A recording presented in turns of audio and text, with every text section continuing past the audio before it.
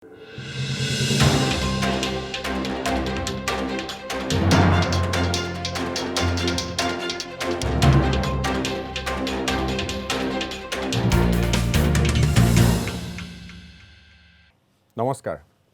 বৈধ কি অবৈধ কি ইয়াৰ অন্তৰ্গত আন এটা আলোচনালৈ আমি আগবাঢ়িছোঁ আমি আজি আলোচনা কৰিব খুজিছোঁ প্ৰথম আৰু দ্বিতীয় পৰ্যায়ৰ নিৰ্বাচনৰ যি ভোটদান সেই ভোটদান সম্পৰ্কে জয় পৰাজয়ৰ যি সম্ভাৱনা সেই সম্পৰ্কে বিভিন্ন দলে তাৰ প্ৰতিদ্বন্দ্বী প্ৰাৰ্থীসমূহে কৰা দাবী আচলতে নিৰ্বাচন এটা হৈ গ'লে ভোটদান এটা হৈ যোৱাৰ পিছত দলবিলাকে দাবী কৰে কাৰণ সেইটো পিছৰ পৰ্যায়ৰ নিৰ্বাচনৰ কাৰণে ভোটদাতাসকলক মনত আশা জগাব লাগিব যে আমিয়ে ক্ষমতালৈ আহিম সেইকাৰণে মিত্ৰজোঁটেও কৈছে আমাৰ আসন বিজেপি নেতৃত্বাধীন মিত্ৰজোঁটে কৈছে আমাৰ আসন 100খনৰ বেছি হ'ব কংগ্ৰেছ নেতৃত্বাধীন মহাজোঁটেও কৈছে আমাৰ আসন 100খনৰ বেছি হ'ব ইমানটো আসন হ'ব নোৱাৰে তেতিয়াহ'লে বিধানসভাত 200খন চিট আসন লাগিব কৰবাতটো খেলি মেলি আছে আঞ্চলিক দলৰ কোনে কৈছে যে আমি চৰকাৰ কৰিম গতিকে ইমানবিলাকটো সম্ভৱ নহয় আচলতে ইয়াৰ কি সঁচা কি মিছা কিমানখিনি বিশ্বাসত ল'ব সেই সম্পৰ্কে আমি আলোচনা কৰিব খুজিছোঁ আমাৰ ভোটদাতাসকলে আমাৰ দৰ্শকসকলে নিজে বিচাৰ কৰিব তেওঁলোকৰ বিচাৰ বুদ্ধিৰে আৰু লগতে আমি আলোচনা কৰিম যে তৃতীয় পৰ্যায়ৰ নিৰ্বাচন নহয় যে প্ৰাৰ্থীসকলে তৃতীয় পৰ্যায়ৰ নিৰ্বাচন 90 জন নহয় গোটেই আচ্ছা প্ৰাৰ্থীসকলৰ মাজত অপৰাধমূলক ৰেকৰ্ড থকা নিজে এফিডেভিটত শপতনামাত চহী কৰি দিয়া সেই তেনে বহুত প্ৰাৰ্থী আছে যাৰ অপৰাধৰ গোচৰ আছে নিজে স্বীকাৰোক্তি নিজৰ নিৰ্বাচন আয়োগক নিজে দিয়া স্বীকাৰোক্তি যে আমাৰ বিৰুদ্ধে এনে গোচৰ আছে ডিসক্লোজাৰ গতিকে সেই সম্পৰ্কে আলোচনা কৰিম সেই প্ৰাৰ্থীসকলক দলসমূহে কিদৰে আগবঢ়াই দিয়ে আৰু ৰাইজে কিদৰে লোৱা উচিত গতিকে প্ৰতিটো গোচৰে নিশ্চয় প্ৰমাণিত নহয় কোনো গোচৰ ইফাল থাকে কিন্তু যিমানকেইটা আছে প্ৰতিটো গোচৰ মিছা বা প্ৰতিটো গোচৰ সঁচা আমি তেনেকৈ ক'ব নোৱাৰোঁ কিন্তু তেওঁলোকৰ গোটেইসকল মণিমুকুতা নহয় এই বিষয়ে আলোচনা কৰিবলৈ আমাৰ মাজত আছে বিজেপি দলৰ মুখপাত্ৰ দিলীপ শংকৰ শইকীয়া নমস্কাৰ আমাৰ লগত আছে কংগ্ৰেছ দলৰ মুখপাত্ৰ গোপাল চন্দ্ৰ শৰ্মা আমাৰ লগত আছে নেশ্যনেল ইলেকশ্যন ৱাটছৰ ৰাজ্যিক সমন্বয়ক তছদুক আৰিফুল হুছেইন আৰু আমাৰ লগত কিছু সময় পিছত সংযুক্ত হ'ব আঞ্চলিক গণমৰ্চাৰ উপসভাপতি মেহদি আলম বৰা মই প্ৰথমতে দিলীপ শংকৰ শইকীয়াৰ ওচৰলৈ আহিব খুজিছোঁ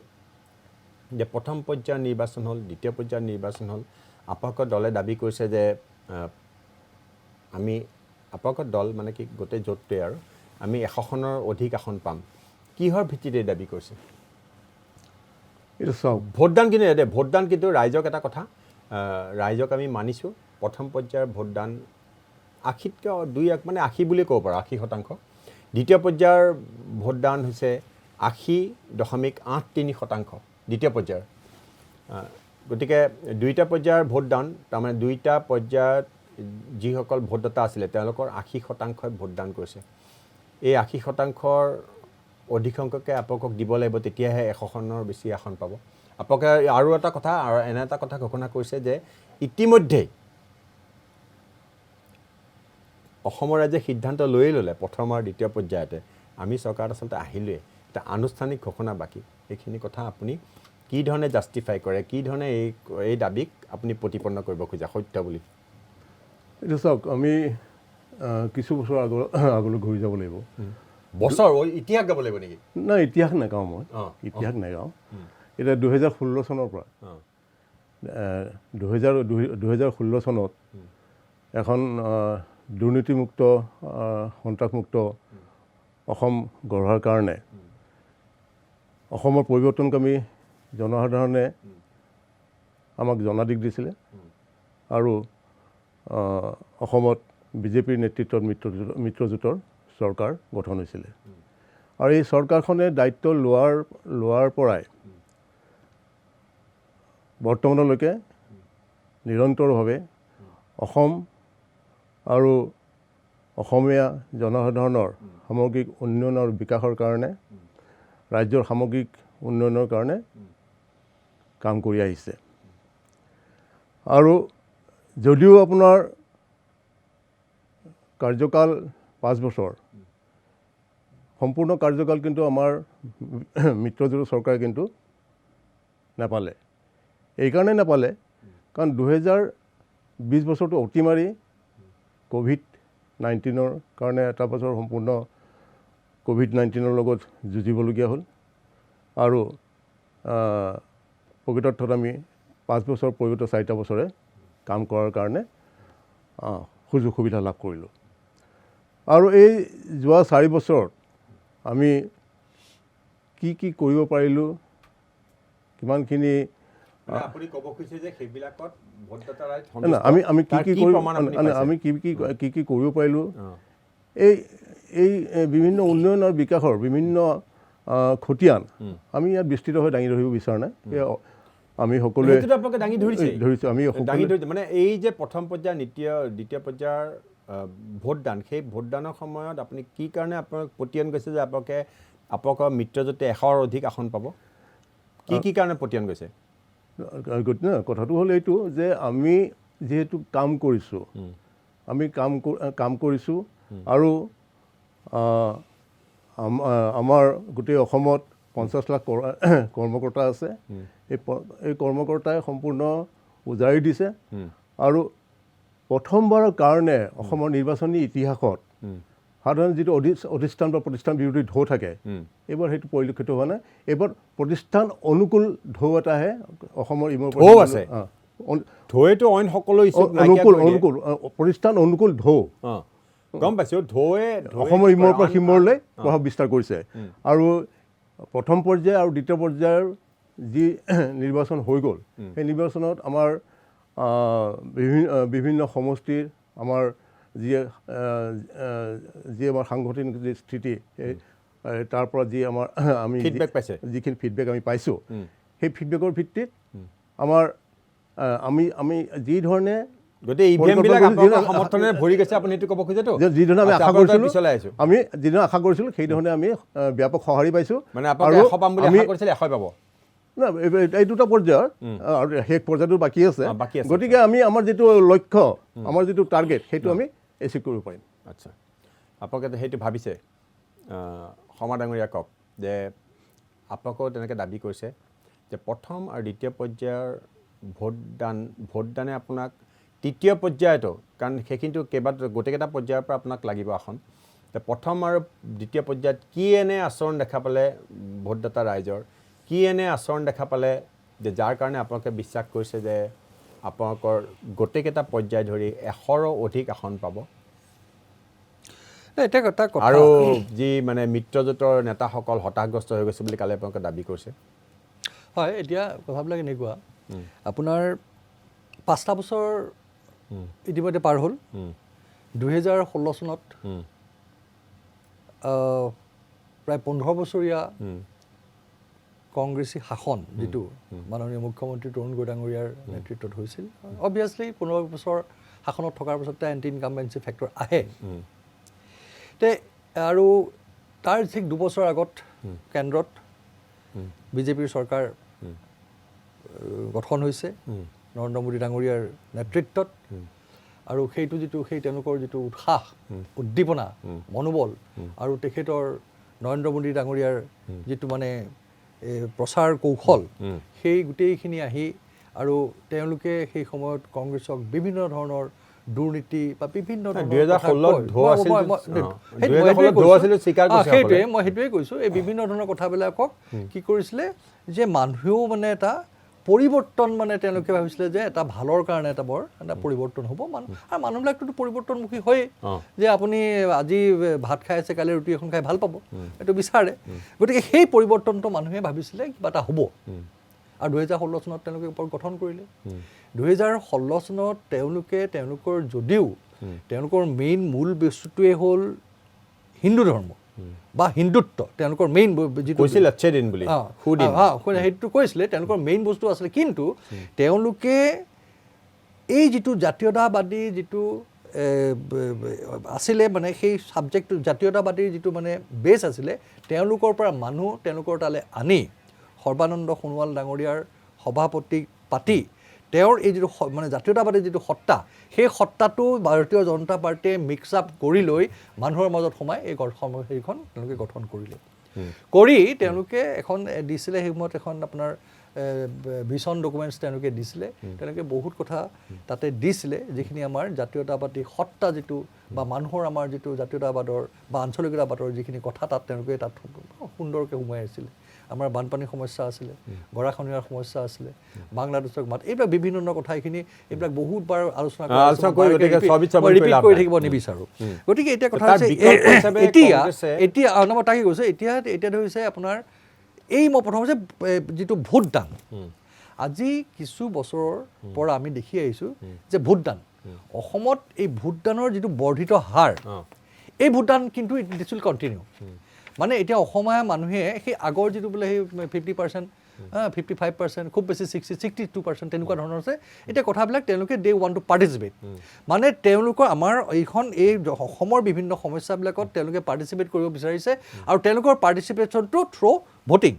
এইটো কৰিছে গতিকে এতিয়া তেওঁলোকৰ ইয়াত এই ভোটিং পেটাৰ্ণটো এনেকুৱা এটা কিবা হোৱা নাই যে এই 5টা বছৰত এনে কিবা এনেকুৱা ডাঙৰ কাম কৰি দিলে যে এই শাসক পক্ষই যে যাৰ কাৰণে এই মানে ভোটাৰ ৰাইজ ওলাই আহি তেওঁলোকক পুনৰ শাসনত প্ৰতিষ্ঠিত কৰিবৰ কাৰণে যে তেওঁলোকৰ যিবিলাক ভিজন ডকুমেণ্ট বা তেওঁলোকে যি প্ৰতিশ্ৰুতি দিছিলে আপোনালোকৰ মতে প্ৰতিশ্ৰুতিবিলাক সফলভাৱে ৰূপায়ণ কৰিব পৰা নাই কংগ্ৰেছে কি ধৰণে ৰাইজক পতিয়ন নিয়াইছে বা আপোনালোকে পতিয়ন নিয়া বুলি আপোনাৰ বিশ্বাস কৰিছে বা তেওঁলোকৰ 2টা পৰ্যায়ৰ ভোটদানৰ আচৰণত কি কাৰণে আপোনালোক পতিয়ন গ'ল যে আপোনালোকৰ সৰ্বমুঠ আসনৰ সংখ্যা আপোনালোকৰ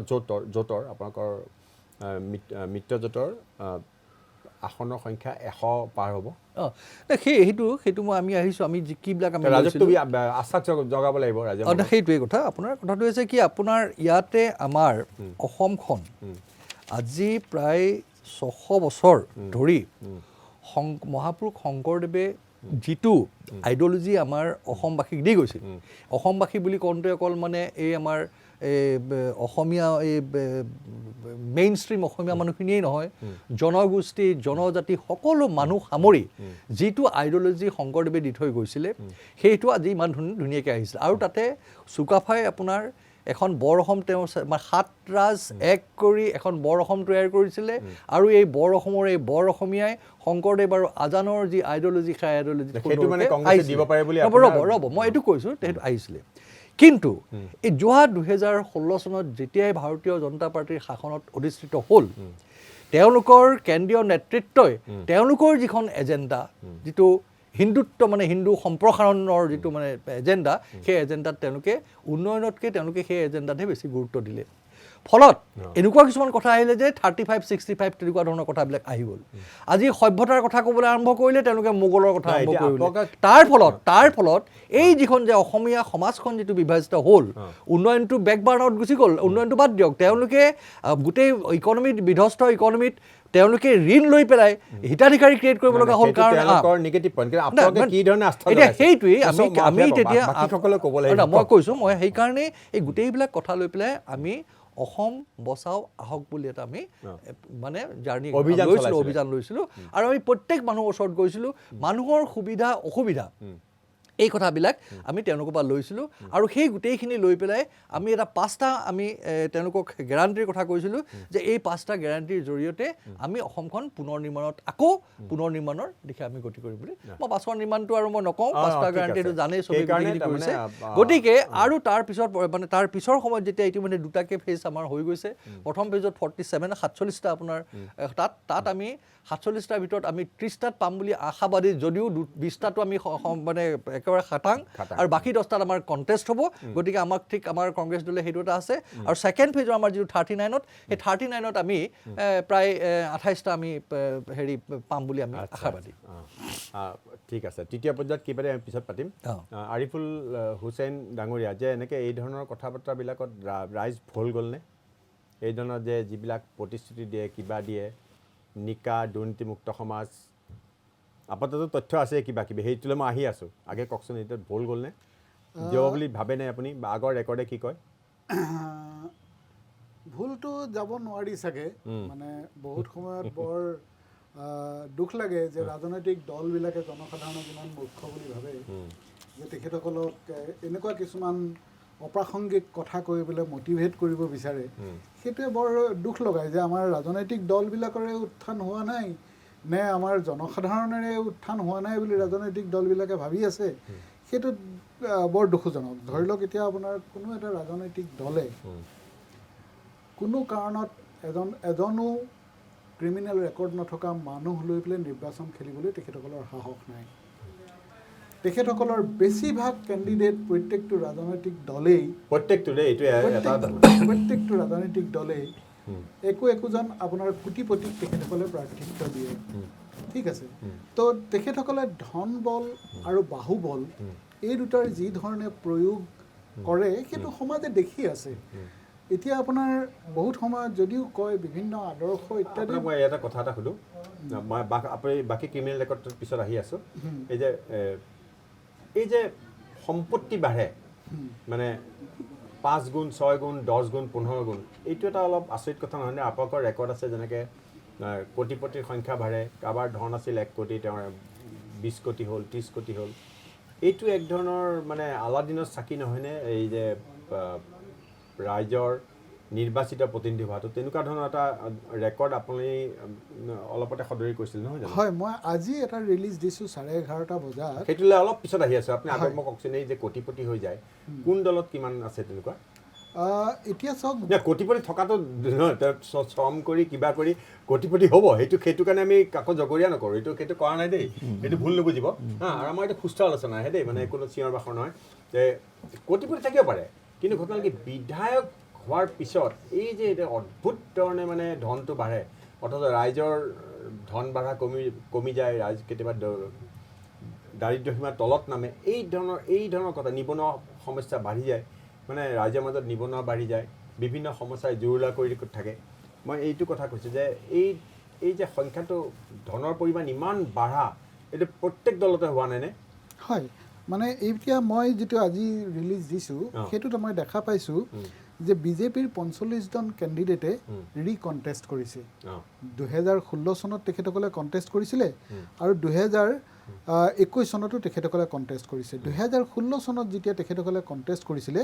তেতিয়া তেখেতসকলৰ এভাৰেজ এছেট আছিলে 2,29 লাখ টকা 2,29 লাখ প্ৰত্যেক মানে এভাৰেজ আপুনি কংগ্ৰেছৰ ক'ব দেই চবৰে ক'ব মই চবৰে ক'ম আৰু মানে একপাকি হ'ব বিজেপিৰ এতিয়া তেখেতসকলে যেতিয়া কণ্টেষ্ট কৰিছে তেখেতসকলৰ ৰিকণ্টেষ্টিঙৰ পিছত তেখেতসকলৰ এছেট প্ৰায় 2,47 লাখ টকা বৃদ্ধি হোৱা দেখা গৈছে মানে 5 বছৰত 1 কোটি কিমানৰ পৰা 2,29 লাখৰ পৰা এতিয়া 4,77 লাখ হৈছে এভাৰেজ তেখেতসকলৰ পাৰ্চেণ্টেজ অফ গ্ৰ'থ হৈছে এভাৰেজ পাৰ্চেণ্টেজ অফ গ্ৰ'থ হৈছে 108%, 108% তেখেতসকলৰ সা সম্পত্তি বৃদ্ধি হৈছে 5 বছৰত ঠিক তেনেধৰণে কংগ্ৰেছৰ 17গৰাকীয়ে আকৌ নতুনকৈ কণ্টেষ্ট কৰিছে তেখেতসকলৰ 2,34 লাখ আছিলে আপোনাৰ 2016ত গড় সম্পত্তি এতিয়া তেখেতসকলৰ গড় সম্পত্তি হৈছে 3,32 লাখ তেখেতসকলৰ প্ৰায় 97 লাখকৈ টকা এইটো এটা মানে তাৰমানে চৰকাৰত নাথাকিলেও চৰকাৰী পক্ষৰ বাহিৰত থাকিলেও এইটো এটা মানে কিবা যাদু কৰি অলৌকিক ধৰণে সম্পত্তিটো বাঢ়ে নহয় জানো নহয় চৰকাৰত থকা নথকা লৈ পেলাই কথা নহয় চাগে MLA এজন হ'লে তেখেতৰ হাতলৈ বহুত পাৱাৰ আহে বহুতখিনি পাৱাৰেই তেখেতসকলৰ হাতত থাকে তো গতিকে চৰকাৰ গঠন কৰিব পাৰিলেতো আৰু বেছি পাৱাৰ যদি চৰকাৰ গঠন কৰিব নোৱাৰে তেতিয়াও তেখেতসকলৰ হাতত পাৱাৰ থাকে তো গতিকে কিন্তু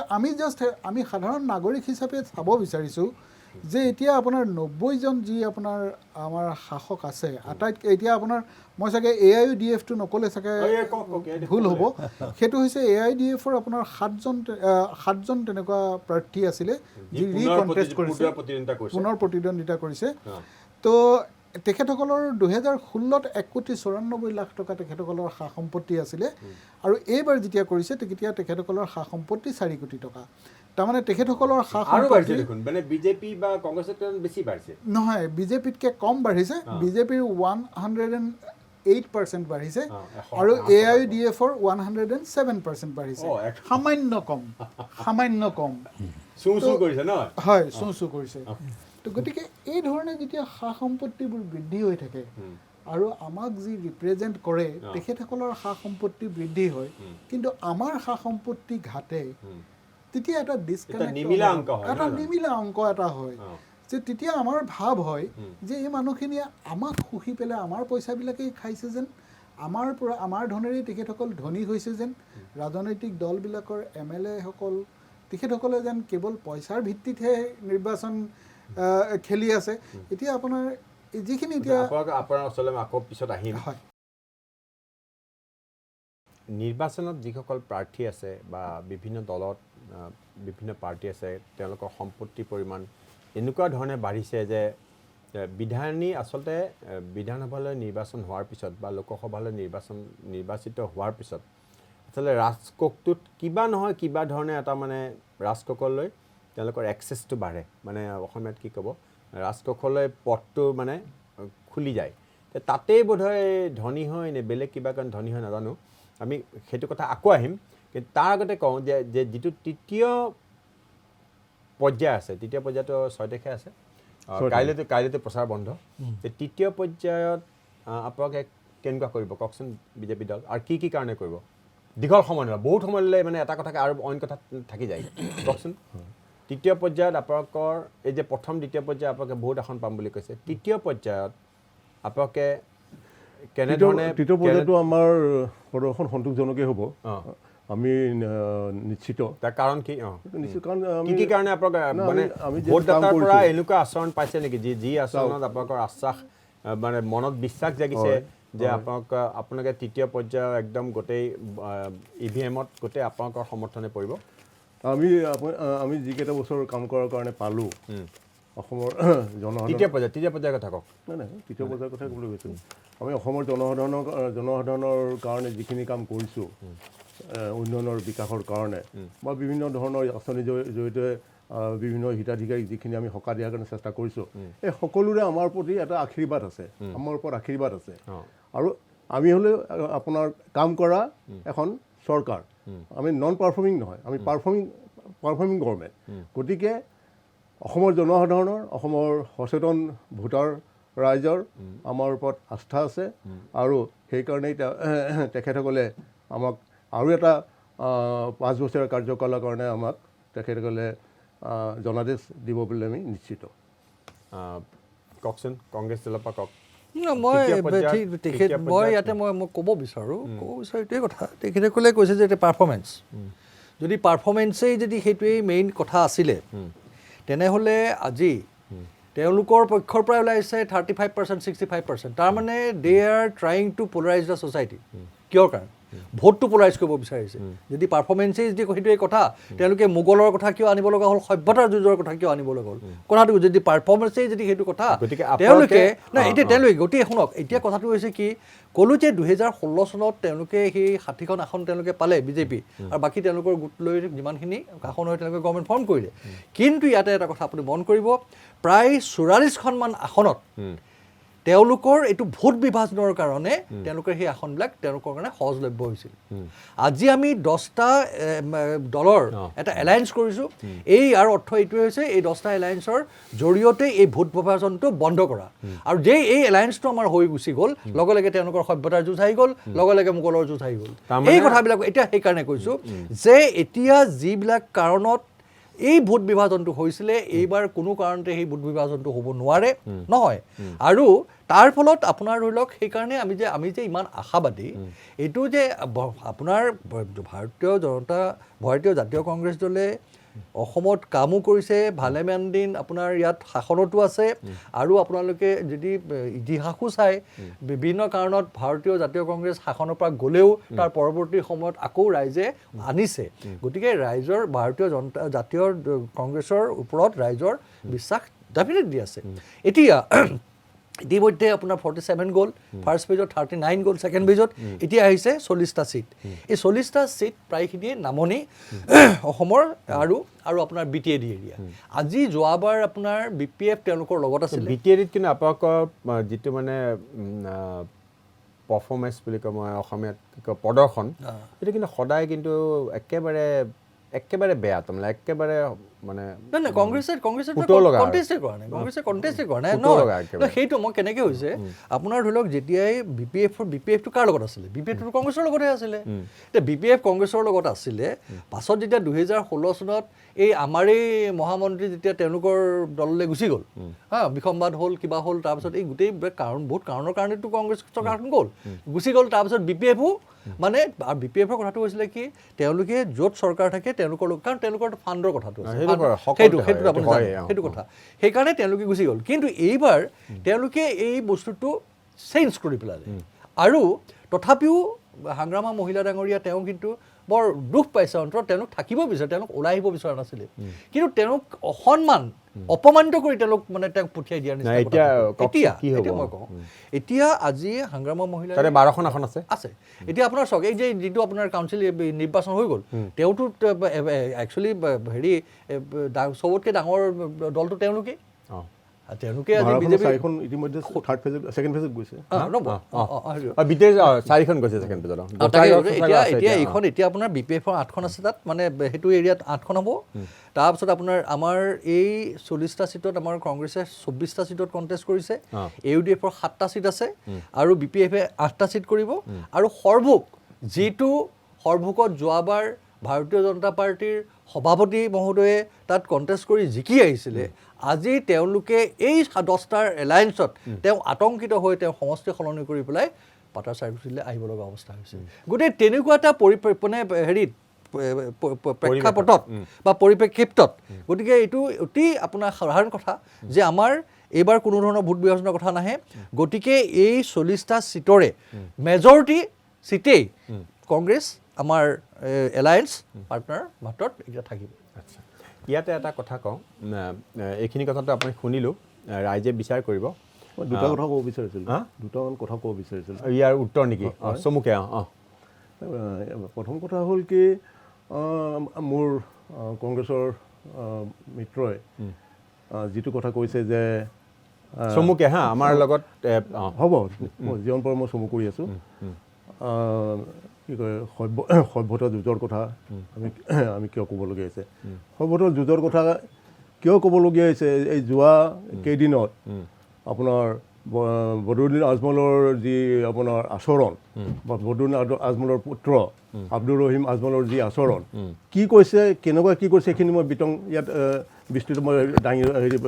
মানে ব্যাখ্যা দিব বিচৰা নাই আমি সকলোৱে জ্ঞাত গতিকে এই কথাবিলাকৰ কাৰণে আমি আজি সভ্যতাৰ ৰং বুলি কৈছোঁ সভ্যতা আমি আমাৰ সভ্যতাক আমি ৰক্ষা কৰিব লাগিব আমাৰ সংস্কৃতিক আমি ৰক্ষা কৰিব লাগিব আৰু আমাৰ সংস্কৃতি আমাৰ সভ্যতাৰ পৰা আক্ৰমণটো আজিৰ নহয় এইটো 60 দশকৰ পৰাই আপোনাৰ 2 নম্বৰ কথা আমাৰ দলৰ মাননীয় সভাপতি ৰঞ্জিত দাস ডাঙৰীয়াই তেখেত সৰভোগ সমষ্টিৰ তেখেত বিধায়ক আছিলে যোৱাটো নিৰ্বাচনত এইবাৰ তেখেতে সৰভোগ সমষ্টিৰ পৰা আহি পেলাই আপোনাৰ তেখেতে পাটাচাকুচি সমষ্টিৰ প্ৰতিদ্বন্দ্বিতা আগবাঢ়িছে তাৰ অৰ্থ এইটো নহয় যে তেখেতে সৰভোগ সমষ্টিৰ পৰা তেখেতে পলায়ন কৰিছে সৰভোগ সমষ্টিটো তেখেতে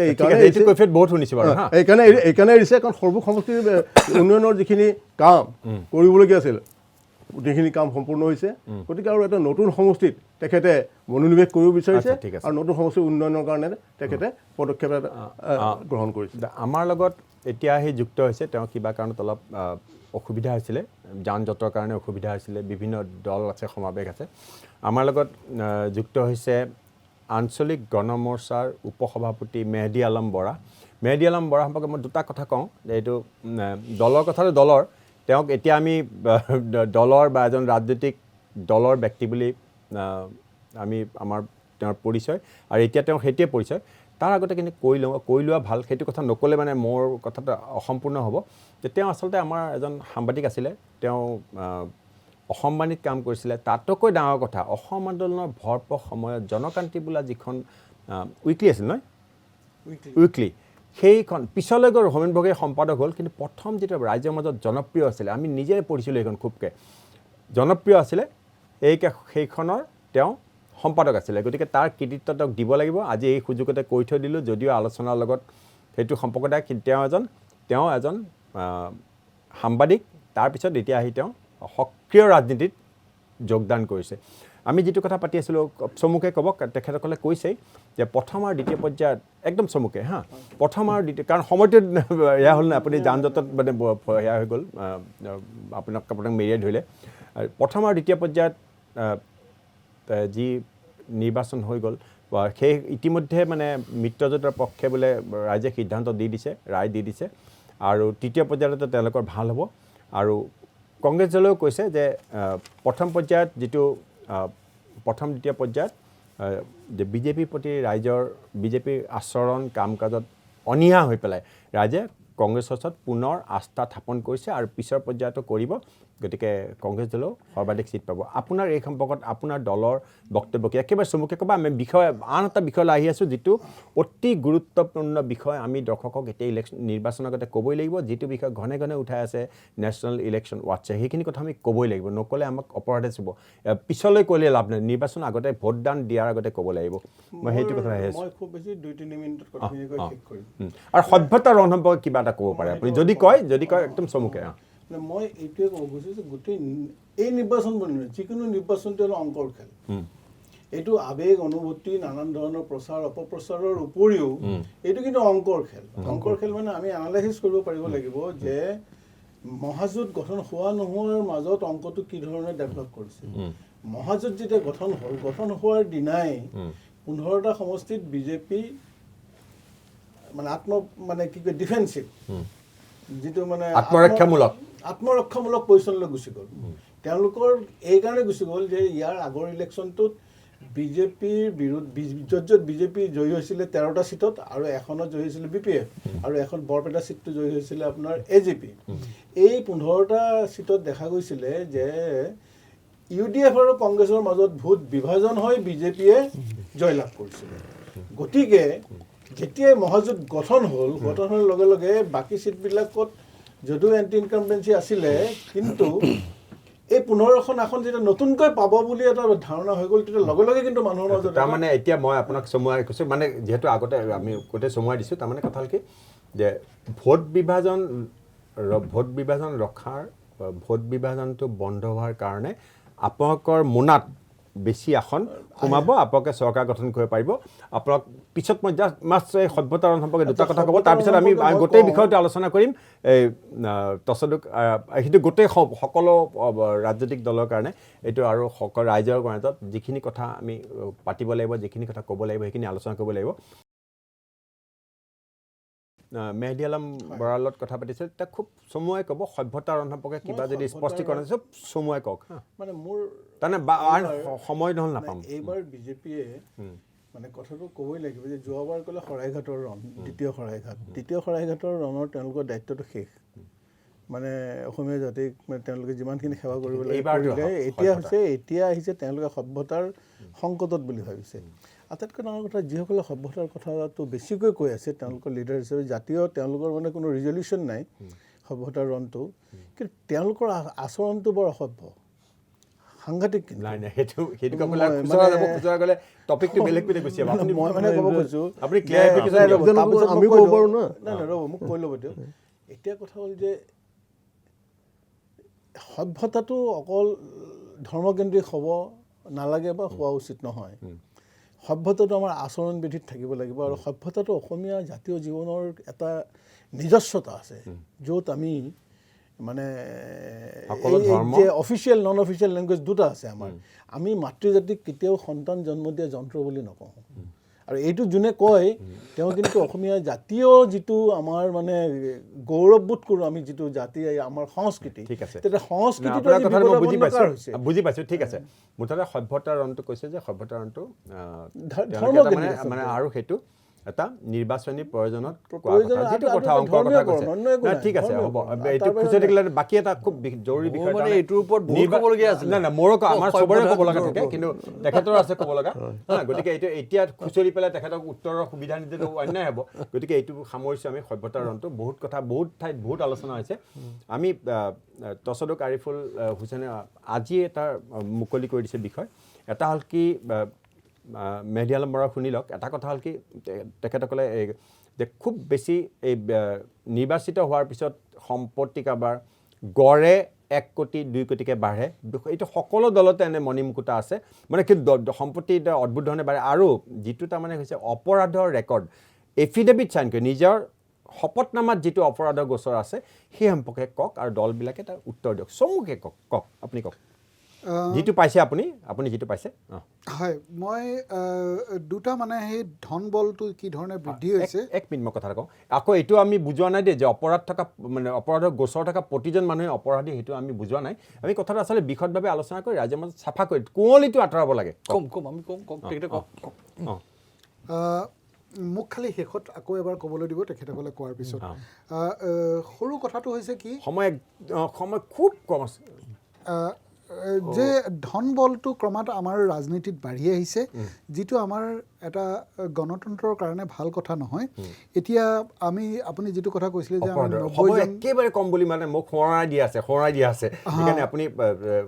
অপৰাধৰ গোচৰটো কওক মানে একদম তেখেতসকলক এক মিনিটকে কোৱাৰ প্ৰত্যেকটো ৰাজনৈতিক দলৰে অপৰাধত অভিযুক্ত বহুতখিনি মানুহ তাত এবাৰ কেণ্ডিডেটছাৰ দিছে তো গতিকে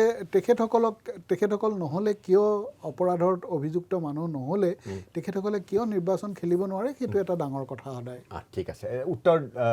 দিলীপ শংকৰ শইকীয়া একেবাৰে চমু উত্তৰ দিয়ক কি কাৰণে অপৰাধৰ গোচৰ নথকা মানুহ নহ'লে আপোনালোকে নিৰ্বাচন খেলিব নোৱাৰে কওকচোন সকলো দলতে আছে দেই অকল কিবা এই বিজেপি দল এই কিবা অমুক দল কংগ্ৰেছ ভাৰতীয় নিৰ্বাচনী প্ৰেক্ষাপটত ধন বল বাহুবলৰ কথাবিলাক নতুন নহয় অপিহল সঁচা কথা আৰু স্বীকাৰ কৰিছে নহয় অপিহল সঁচা কথা আৰু এইটো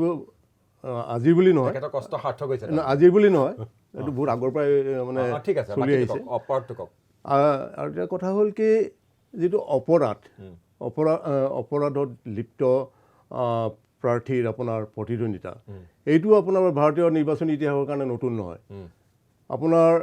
আমি পৰম্পৰাটো আপোনালোকে ৰক্ষা কৰিব নহয় পৰম্পৰা ৰক্ষা কথা অহা নাই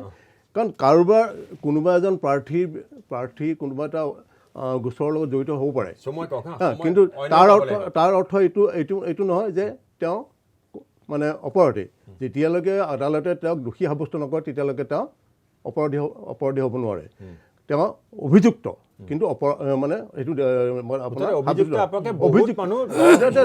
অভিযুক্ত মানে কি হেৰি কৰিছে এতিয়া আপোনাৰ 1977 চনত একেবাৰে সময় নাই সামৰিছে আপোনাৰ মই কথাটো গম পাইছোঁ আমাৰ এইটো পৰম্পৰা ধনবল জন্মলটো পৰম্পৰা আৰু অপৰাধটো মানে ঠিক আছে গোচৰ মানে নতুন কথা নহয় আৰু প্ৰত্যেক দলতে আপোনাৰ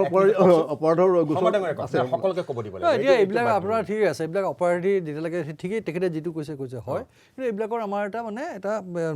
নতুন নিৰ্বাচনৰ এটা কথাবিলাক এইবিলাক আৰম্ভ কৰিব লাগে যাতে তেনেকুৱা ধৰণৰ কেণ্ডিডেটবিলাক আহিব নোৱাৰে এতিয়া কিন্তু প্ৰব্লেম হৈছে কি আজি কেনেকৈ কামবিলাক হ'ব আজি 170টাকে MLA কিনা পিছা হৈছে গতিকে আপুনি যে নিৰ্বাচিত যিবিলাক এটা দলৰ হৈ নিৰ্বাচিত যিবিলাক MLA বা MP তেওঁলোকক যদি আজি শাসকীয় পক্ষই যদি কিনা পিছা কৰি তেনেকুৱা ধৰণৰ কথাবিলাক যেতিয়া ঘটিব তেনেহ'লে আপুনি কি আশা কৰিব পাৰে তেতিয়াহ'লে এইবিলাক যিখিনি কথা আপুনি পাতি আছে এইবিলাক চব অপ্ৰাসংগিক হৈ পৰিছে ধন্যবাদ যি নহওক আপোনালোকে খোলাকৈ কৈছে কথাটো স্বীকাৰোক্তি এটা আছে তেখেতৰ কথা এয়া সাৰ্থক হৈছে কওক একেবাৰে চমুকে কওক তেওঁলোকে সেয়া কৰে দেই তেখেতসকলে মই সেইকাৰণে ঘনাই মাতো তেখেতসকলে কোনো নিজে সাজি কোৱা কথা নহয় যি শপতনামাত চহী কৰি দিছে তাৰ পৰা কৈছে কওক অপৰাধনামা নথকা কিয় নোৱাৰে মানে ধনবলৰ মানে কথাটো এনেকুৱা হৈছে যে ৰাজনৈতিক দলবিলাকত যেতিয়া স্বাধীনতাৰ পিছৰ পৰা এতিয়ালৈকে আমি চাওঁ যে প্ৰথম 50 বছৰমান এটা ধাৰা আছিলে মই মানে এটা ধাৰা আছিলে যে দেশৰ হকে কাম কৰা মানুহবিলাকে মানে ৰাজনৈতিক দলবিলাক কৰিছিলে বেলেগ দল কৰিলেও স্বাধীনতা সংগ্ৰামৰ লগত জড়িত থাকক নাথাকক কোনোবা আছিলে কোনোবা নাছিলে কিন্তু আদৰ্শৰ এটা দাম আছিলে পিছত দেখা গ'ল যে সমাজ বিৰোধী বহু মানুহে ৰাজনৈতিক দলবিলাকত সোমাবলৈ আৰম্ভ কৰিলে আৰু যেতিয়াই সমাজ বিৰোধী মানুহৰ সমাৱেশটো ৰাজনৈতিক দলবিলাকত ঘটিল তেতিয়াই দেখা গ'ল যে অপৰাধ প্ৰৱণতাটো বাঢ়িছে আৰু ধন বলৰ ওপৰত ভিত্তি কৰি আমাৰ নিৰ্বাচনটো কলুষিত কৰিছে ৰাইজৰ মাজত যি মানে বহল পথ সেইটো সংকীৰ্ণ কৰি দিছে আপুনি চমুকে 1 মিনিটত সামৰি দিয়ক মই জাষ্ট দুটা কথা ক'ব খুজিছোঁ। প্ৰথম কথাটো হৈছে মই ধন্যবাদ দিছোঁ আপোনালোক সকলোকে যে আপোনালোক যিকোনো ৰাজনৈতিক মানে এই দলৰে আলোচনাত নহওক সহযোগ কৰিছে আচলতে আপোনালোকে সহযোগ কৰিছে আৰু আপোনালোকে স্বীকাৰ ওলাই দিয়া কৰিছে নাই। যে অৱস্থাটো এনেকুৱা হৈছে। সেইটো স্বীকাৰ কৰাটো বিৰাট দৰকাৰ হৈছে। চাওক 2011 চনত আমাৰ 7% অপৰাধী অভিযুক্ত আছিলে। 2016 চনত অসমত সেইটো 14% হৈছিলে। 10 বছৰৰ ভিতৰত আপোনাৰ 14% হৈছিলে। এতিয়া আপোনাৰ আমাৰ প্ৰায় 18% ক্ৰিমিনেল ৰেকৰ্ড থকা মানুহে বৰ্তমান কণ্টেষ্ট কৰিছে। গতিকে তাৰ যদি আমি প্ৰপৰ্চনেটলি জিকি আহিব বুলি ভাবোঁ, কিন্তু আমাৰ অন্যান্য অধ্যয়নে দেখুৱাইছে যে অপৰাধৰ অভিযোগত অভিযুক্ত মানুহৰ জিকাৰ সম্ভাৱনা 28% বেছি। তেখেতসকলে বেছি সোনকালে দলসমূহৰ উপায় নাই। গতিকে কোনো দলক যিহেতু জগৰীয়া কৰা নাই আৰু সকলো দলে এইটো কথা ভাল ৰাইজৰ আগত আমাৰ এইখন নিজৰ দৰ্শকৰ আগত স্বীকাৰ কৰিছে যে ধনবল জনবলটো নতুন কথা নহয়। আৰু অপৰাধৰ গোচৰ কৈছে যে সেই আদৰ্শৰ সেই দাম নাই। স্বাধীনতা যুগৰে যি আদৰ্শ ৰাইজৰ মনত দলবিলাকৰ মনত যি আদৰ্শ লৈ পেলাই সেৱা কৰিব আহিছিলে সেইটো নাই। গতিকে তাৰ ঠাই অপৰাধ ধনবল জনবল এইবিলাকে লৈছে। অৰ্থাৎ গোটেই ৰাজনৈতিক দলসমূহৰ এটা ডাঙৰ অংশ গোটেইবিলাক আমি নকওঁ প্ৰতিজন মানুহে নহয়। মই দিলীপ শংকৰ শইকীয়াক অপৰাধ বিচাৰি ফুৰা বুলি কোৱা নাই, আপুনি খেদা বুলি কোৱা নাই, আপুনিও খেদা বুলি কোৱা নাই। কিন্তু এটা ডাঙৰ অংশ অপৰাধীৰ সহায় নল'লে ধনবল জনবলৰ সহায় নল'লে নোৱাৰে। অৰ্থাৎ এখেতে যিটো কৈছে যে আমি প্ৰদূষিত পানীত সাঁতুৰি আছোঁ, এই কথাটো সঁচা আৰু আংশিকভাৱে হ'লেও ৰাজনৈতিক দলবিলাকে এইখিনি কথা স্বীকাৰ কৰাৰ কাৰণে আমি তেখেতক ধন্যবাদ দিছোঁ। আজি আমাৰ আলোচনা আমি ইয়াতে সামৰিছোঁ। সকলোকে নমস্কাৰ জনাইছোঁ।